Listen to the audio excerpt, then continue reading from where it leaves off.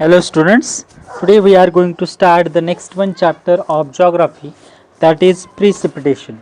In this lesson we are going to study the kinds of precipitation like rainfall, hailstone, then snow falling. These are some kinds of rainfall. So about the kind of rainfall we are going to study here. First of all, we have to understand the ratio of water and land. When we think about the water bodies all over the world, there are 71% water area is there. Here in our textbook, we can see 70.8% part of the earth surface is full of water. मतलब यहाँ पे हम देख सकते हैं कि जो ratio देखा जा सकता है कि जो वाटर बॉडी मतलब जो वाटर का एरिया है और लैंड का एरिया है, तो 71% लगभग 71% जो एरिया है अर्थ का वो वाटर ने ऑक्यूपाई किया है और जो 29% एरिया है वो लैंड ने ऑक्यूपाई किया है. तो यहाँ पे करेक्ट इन्फॉर्मेशन हमारे टेक्स्ट बुक में दी गई है. तो 70.8% जो पार्ट है अर्थ का वो वाटर ने ऑक्यूपाई किया है और बाकी का जो रिमेनिंग पार्ट है वो लैंड ने ऑक्यूपाई किया है. अब हम देखेंगे कि जो 70.8% वाटर है वो अलग अलग फॉर्म में हम देख सकते हैं. जैसे कि कुछ वाटर बॉडीज़ जो होती हैं वो लेक के फॉर्म में होती है, कुछ वाटर बॉडीज़ सी के फॉर्म में होती है, ओशियंस होते हैं या फिर रिवर्स होती है. तो ये कुछ वाटर बॉडीज़ हम देख सकते हैं. तो इनमें ये जो पानी है 70.8% ये डिस्ट्रीब्यूट हुआ देखा जा सकता है. At some places the water storage is limited while it is ample at other places. और इसका जो डिस्ट्रीब्यूशन है 70.8% वाटर का वो अनइवन है, क्योंकि कुछ जगह ऐसे है कि जहाँ पे एम्पल और इनफ वाटर देखा जा सकता है और कुछ प्लेसेस ऐसे हैं कि जहाँ पे पानी जो है वो बहुत ही कम मात्रा में देखा जा सकता है.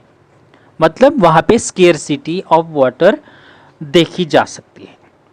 We see experience the different forms of condensation as shown in the pictures above and figure 5.1. These forms of condensation occur due to the water vapor in the atmosphere. Actually, in our textbook we can see 5.1. In that 5.1 we can see various types of pictures are there. So by watching those pictures we can understand the process of condensation. तो हमें पहले pictures observe करने के हैं, देखने के हैं और बाद में हमें अंडरस्टैंड करने का है कि किस तरीके से कंडेंसेशन होता है. तो हम देखेंगे कि कंडेंसेशन की प्रोसेस कैसी होती है. तो कंडेंसेशन की प्रोसेस जो है वाटर वेपर्स के कारण, वाटर वेपर जो कि एटमॉस्फेयर में प्रेजेंट होते हैं उनके कारण ये कंडेंसेशन की प्रोसेस होती है. As the atmospheric condensation change, we see changes in the form of condensation. मतलब जो एटमॉस्फेरिक कंडीशन चेंज होती है, जैसे कि टेम्परेचर में चेंजेस देखे जा सकते हैं. कहीं पे टेम्परेचर बहुत ज़्यादा होता है, कहीं पे टेम्परेचर बहुत ही कम होता है.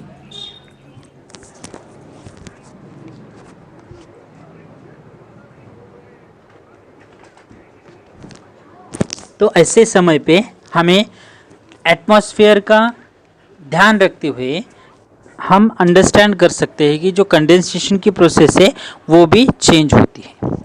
जैसे कि विंटर में अलग तरीके के फॉर्म में हम देख सकते हैं कि रेनफॉल होता है, समर में अलग तरीके का फॉर्म होता है. तो ये फॉर्म जो है रेनफॉल के, स्नो फॉलिंग है, ड्यू है, हेलस्टोन है या फिर रेनफॉल है, ये जो अलग अलग तरीके के काइंड्स ऑफ प्रेसिपिटेशन के ये as per the temperature, as per the atmospheric condition condensation की प्रोसेस चेंज होती है. उसके कारण रेनफॉल का जो काइंड है उसका जो फॉर्मेट है वो भी चेंज होता है.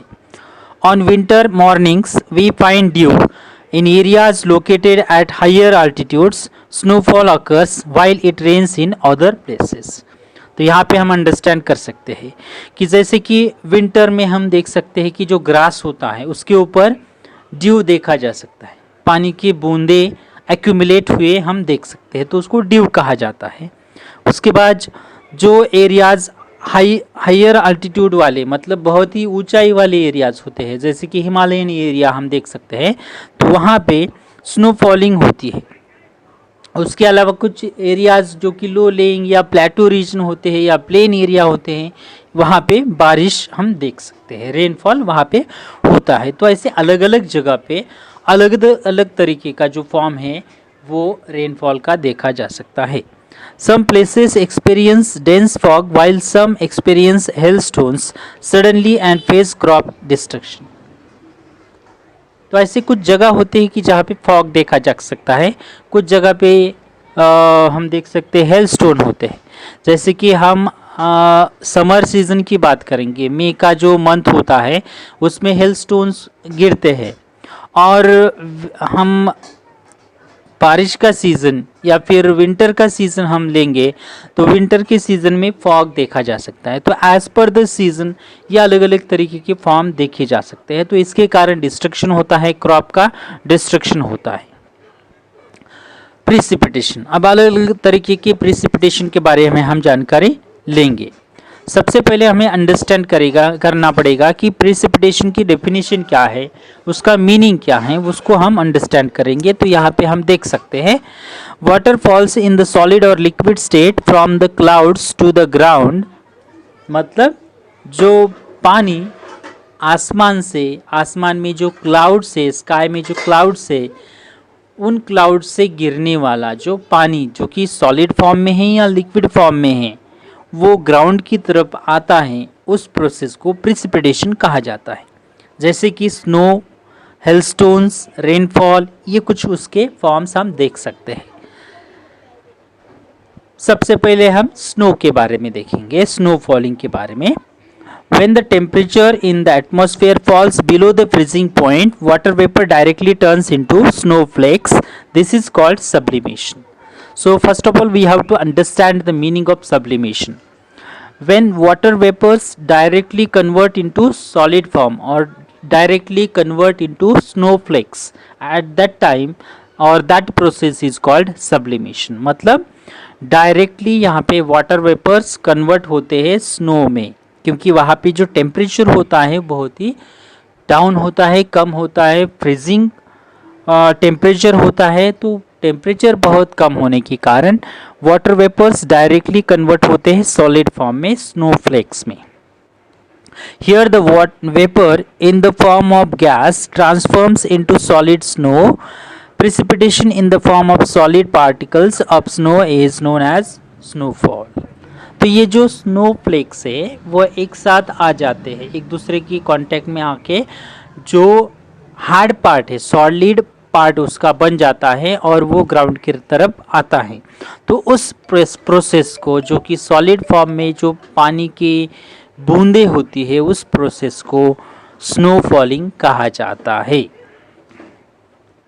In high latitudinal and temperate regions, snowfall occurs at the mean sea level, while in tropical areas, snowfall occurs at places located higher than the snow line altitude. तो यहाँ पे हमें देखना पड़ेगा कि स्नो फॉलिंग जनरली कहाँ कहाँ पे होती है, कौन से टेम्परेचर में ये देखी जा सकती है। तो हाई लैटिट्यूड का जो रीजन होता है, हमें पता है कि टेम्परेट रीजन किसको कहा जाता है, वो हमने ऑलरेडी स्टडी किया है 6th स्टैंडर्ड में। जैसे कि जो ट्रॉपिक ऑफ कैप्रिकॉर्न और ट्रॉपिक ऑफ कैंसर का जो एरिया होता है, उसके नॉर्दर्न साइड को 5 डिग्री एंड साउदर्न साइड को 5 डिग्री, तो ये जो एरिया होता है उसको टेम्परेट जोन कहा जाता है। तो वहाँ पे जो हाई लैटिट्यूड वाले रीजन होते हैं वहाँ पे स्नोफॉलिंग होती है। जनरली हम इंडिया में देख सकते हैं कि इंडिया में भी हम देख सकते हैं कि ट्रॉपिक ऑफ कैंसर पास होता है।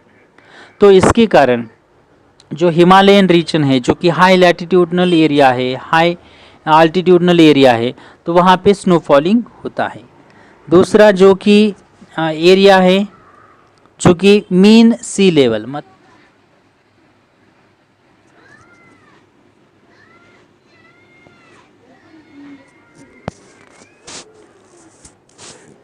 Mean sea level while in tropical areas, तो ट्रॉपिकल रीजन जो कुछ सी लेवल से कम एरिया वाले होते हैं वहाँ पे भी स्नोफॉलिंग होती है। उसके बाद जो ट्रॉपिकल रीजन होता है मतलब इक्वेटर का एरिया होता है वहाँ पे भी रेनफॉल होता है, जो कि हायर लोकेटेड रीजन से वहाँ पे स्नोफॉलिंग होता है। As snow is in the solid form it does not flow like water, layers of snow get deposited. We all knew that snow falling it is in solid form, so it will not flow like water because it is in solid form.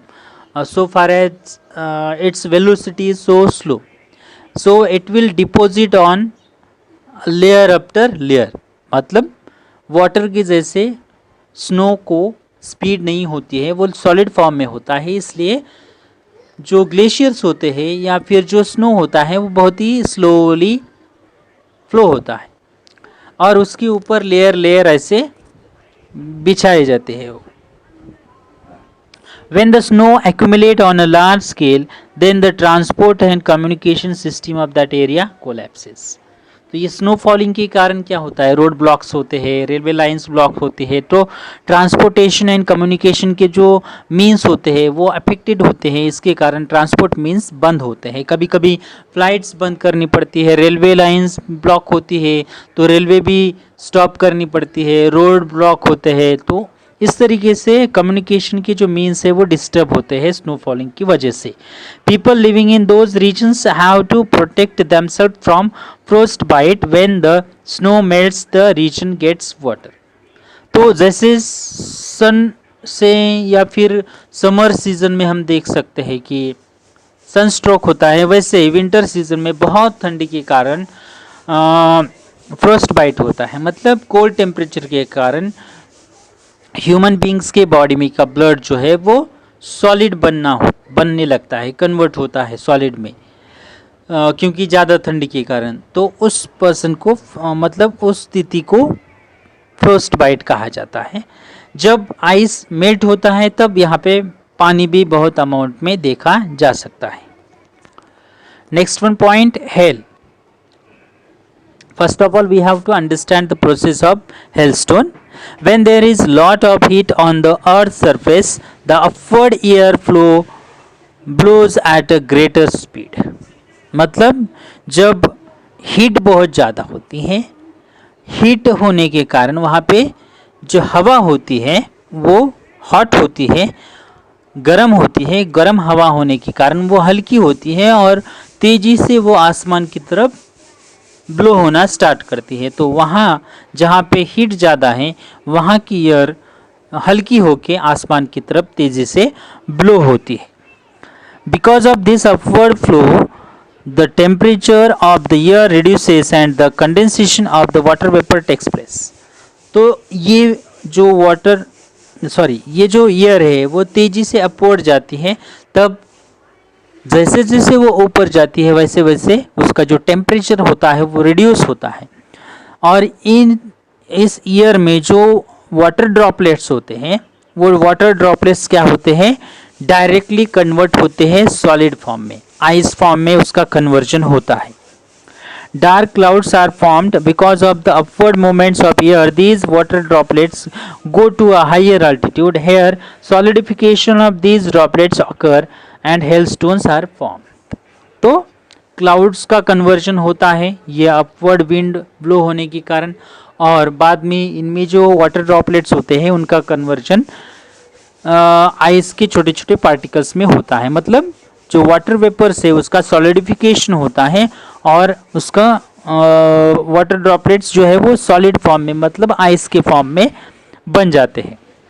As hailstones are heavy they fall towards the ground, but because of the frequent upward flow of air they are repeatedly taken upwards. तो हमें पता है कि ice जो होता है बहुत ही high weighted होता है, तो ये ग्राउंड की तरफ आता है तब नीचे की जो एयर है वो उसको फिर से ऊपर ले जाती है और बाद में जो छोटे छोटे पार्टिकल्स है आइस के जो क्यूब है वो दो एक साथ आते हैं और हेलस्टोन्स की जो साइज़ है वो बढ़ जाती है और साइज बढ़ने के कारण ये तेजी से ग्राउंड की तरफ और ग्रेविटेशनल फोर्स के कारण ये तेजी से नीचे आने लगते हैं. Here a new layer of snow escapulates the hail. This happens quite a few times. Hence, concentric layers are formed while the hail grows in size. तो यहाँ पे कॉन्सेंट्रिक प्रोसेस होने के कारण जो लेयर्स होते हैं हेलस्टोन्स के वो बढ़ जाते हैं, साइज बढ़ जाती है और वो ग्राउंड की तरफ आते हैं. These big heavy hailstones fall rapidly to the ground because of gravity. तो ग्रेविटी के कारण वो तेजी से ग्राउंड की तरफ आते हैं. We call the precipitation of this type as a hail shower. Because of hail, crops may get destroyed and loss of life and property may also occur. तो इस तरीके से जो प्रिसिपिटेशन होता है उसको हेल शावर कहा जाता है. इसके कारण लॉस भी होता है, प्रॉपर्टी का लॉस होता है और जो क्रॉप्स होते हैं वो भी डिस्ट्रॉय होते हैं. Hails occur in summer in India. तो हम देखेंगे कि हेल्स शावर कहाँ पे देखे जा सकते हैं, कौन से सीजन में. इंडिया में देख सकते हैं कि समर में हेल शावर्स देखे जा सकते हैं. उसके अलावा अफ्रीका और जो साउथ ईस्ट एशियन रीजन है वहाँ पे भी समर सीजन में हेल शावर देखे जा सकते हैं. Hails do not occur in equatorial area because of the heat in the atmosphere. तो इक्वेटोरियल रीजन में हेल शावर नहीं होते हैं क्योंकि हमेशा वहाँ पे आफ्टरनून को बारिश होती है, तो वहाँ पे हीट बहुत ज़्यादा होती है, तो इसके कारण वहाँ पे हेल शावर नहीं देखे जा सकते हैं. Hails do not occur in cold zones because of lack of upward flow. उसके अलावा जो कोल्ड रीजन है वहाँ पे भी हेल शावर्स नहीं देखे जा सकते. जैसे कि यहाँ पे एक एक्सपेरिमेंट किया है. यहाँ पे एक ग्लास की जार ली है, बॉटल ली है और उसके ऊपर एक कैप लगा के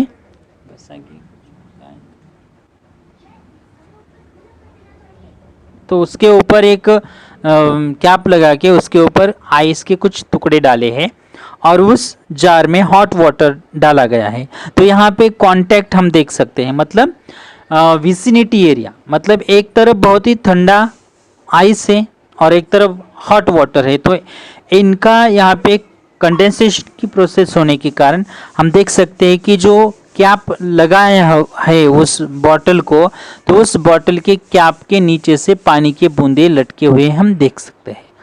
तो इस प्रोसेस को कंडेंसेशन की प्रोसेस कहा जाता है.